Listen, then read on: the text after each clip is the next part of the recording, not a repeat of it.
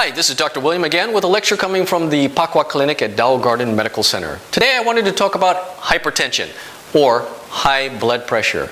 Many people have high blood pressure and they go through life either removing some foods or restricting salt, for example, or taking medications. And I wanted to tell you that there is a way to treat high blood pressure through diet alone that can be quite effective. Now, I will also mention some other things that will help that you can try.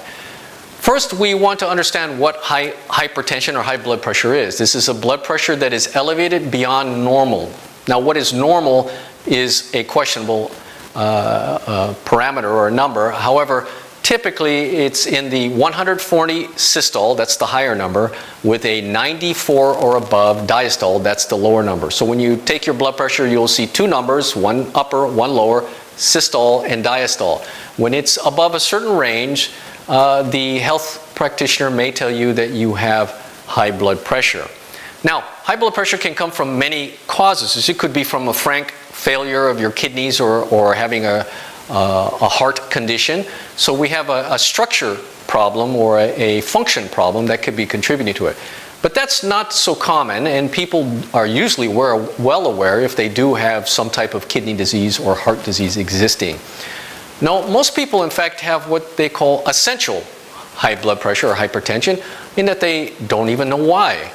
And as I told you, there is ways to treat this naturally and through diet.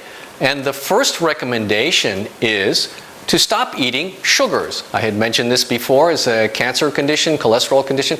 In fact, many of the modern diseases we have today are all associated to what we put in our mouth.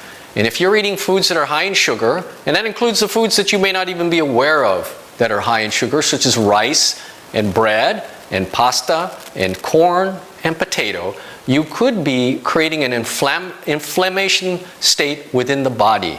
And when this happens, blood pressure will, of course, naturally go up. Now, the blood pressure, or the blood itself, can become very thick and sticky. In other words, the blood cells themselves are joining together. This is called fluctuation or glutination. And this is a measure of the ability of the blood to repel from itself. So, at any given time in a completely healthy person, the blood is just on the edge of clotting. This makes sense because if you cut your finger, you want your blood to clot. If it didn't clot, you would bleed to death. So Mother Nature has put in a system right on the edge that says almost, but not quite.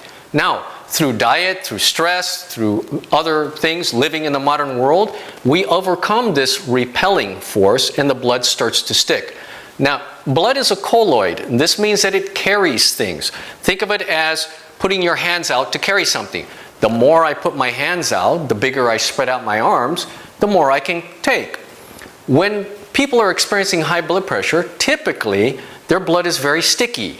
So the nutrients, the oxygen, the carbon dioxide, and waste products are not effectively removed from the body.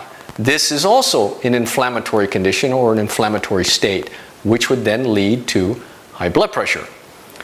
Now, what can we do about it? I learned from an old cardiologist many years ago that one of the easiest and best things to do is distilled water. That's right, the water that you put in the car battery or in your iron that contains no minerals. Drinking distilled water, a small amount in the morning, will help reduce blood pressure.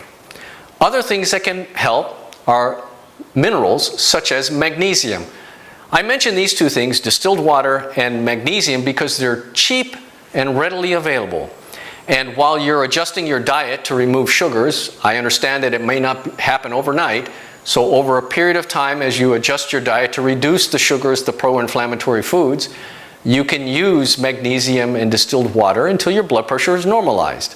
Something else that has been shown to be quite effective is relaxation, just in the day. Relax. After your lunch or sometime, take it easy. Do a little meditation, even take a nap.